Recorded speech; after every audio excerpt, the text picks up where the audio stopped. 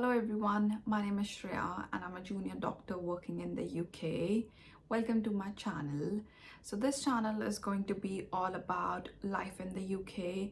So if you are someone who wants to know anything about UK or living here, or if you are someone who's planning to move to the UK, this channel is going to be the best place for you. So kindly subscribe to my channel and hit that notification bell icon to get all the notifications of my future videos.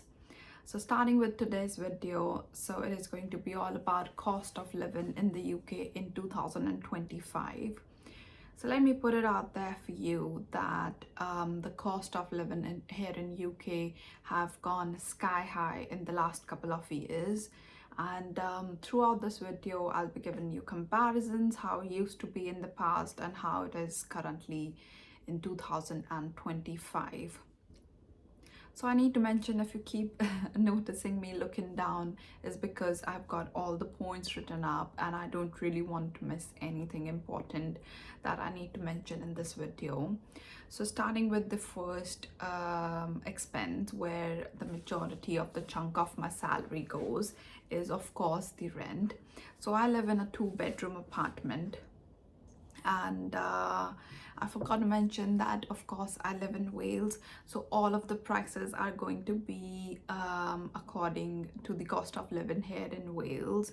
But in the last couple of years, I think the prices are similar, but of course the cost of living in the London is going to be much higher compared to Wales, but they are somewhat similar. So coming back to the rent, so I live in a 2-bedroom apartment and I pay £1,050 each month for that. It is a furnished apartment and I've got like 2 parking spots available as well, so that's quite handy. And the next major expense is the council tax.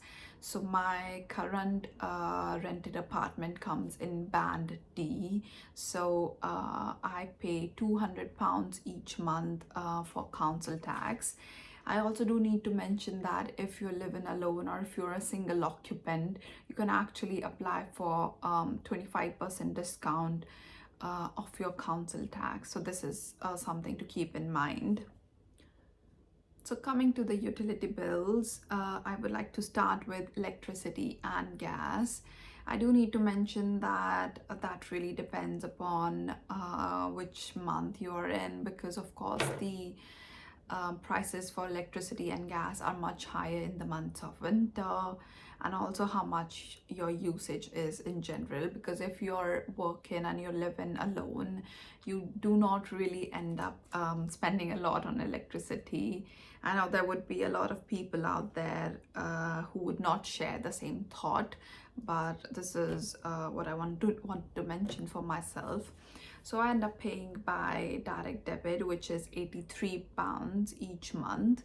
So how exactly direct debit works is that if in a specific month you are using less electricity and gas, the amount that you're not using according to your direct debit, it's gonna get added into your account, and by the end of the year they calculate everything and that's how you actually pay. And they might be able to give you a refund if you use less, or you might end up paying more if your usage is higher than your direct debit, of course. And the next would be the water. So I pay quarterly for my water bills, but if I actually calculate per month, I end up paying £25 each month as my water bill. The next would be my Wi-Fi and my phone bill. For my Wi-Fi, I pay £30 each month. I get 500 gigabytes of data each month, and I have got a couple of devices and I've never really had any problem with connectivity or speed problems at all with my Wi-Fi. So quite happy with that. Apart from that, I've got a phone contract as well, so I pay £12 each month for my phone as my phone bill, and I get unlimited UK calls, text, and 50 gigabyte of data per month. I actually do not need a lot of data because I've got Wi-Fi at home and where I work, so I don't usually end up spending or using a lot of mobile data anyways. The next would be the groceries. Again, I would say that really depends upon your appetite, and if you're coming from abroad, you might want to buy specific type of food or which is specific to you, so that's up to you. But in general, I would say I spend about £150 each month on groceries, and that is quite sufficient for myself to have, a balanced diet, I would say. The next would be transportation. So there would be two things. Either you've got a car in UK, which I'm going to mention in a minute, and the other would be if you've not got any transport and you want to use the public transport. So especially in Wales, if you've not got a car and you want to travel by bus, so you can actually buy a monthly pass, which is going to cost you £72 for a month, and you get unlimited bus travel throughout the Wales, which is quite good. But coming to the other part of that if you've got a car, which I do, so I usually spend around £60 each month on petrol.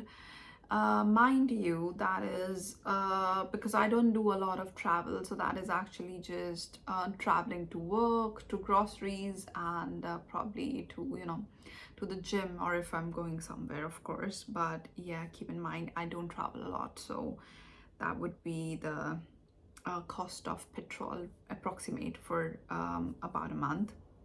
The next would be if you've got a car, you need to pay car insurance, which is mandatory in UK.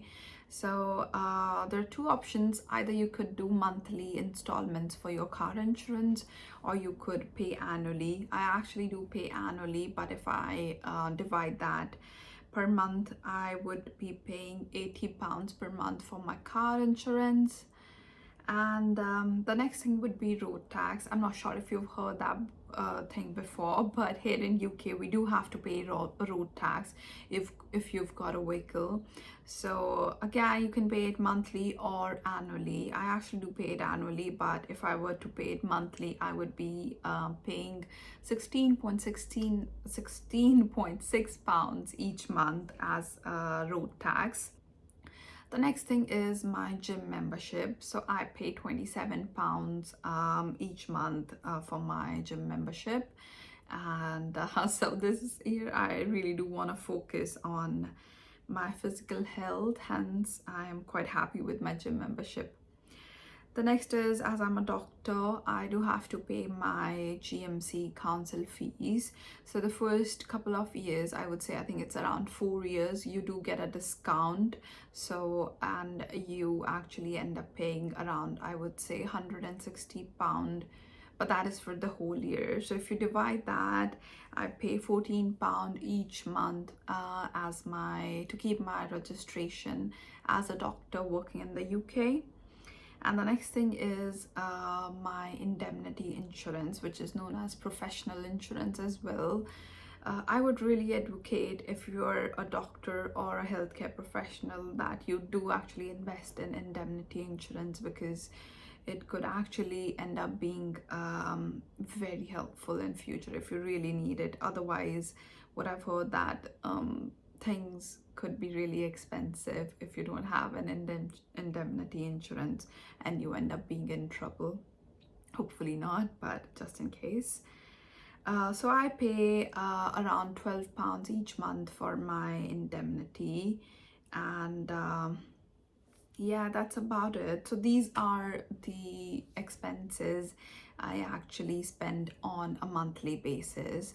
But apart from that, of course, there are gonna be some supplies and utilities that you might need each month. So I'm gonna add or like give an approximate of like £50 each month as miscellaneous. So if I calculate everything, it comes up to £1,800 each month. So that is the number you're looking at if you want to live a comfortable life in UK. And I'm quite shocked with that number as well. So that is it really about this video. So if you're someone living here and you actually spend more or less, kindly do mention in the comments, and I would be happy to have a look if I'm spending more or less, or if I'm being lucky, honestly. In the end, I want to thank all of you for watching my video. Thank you so much.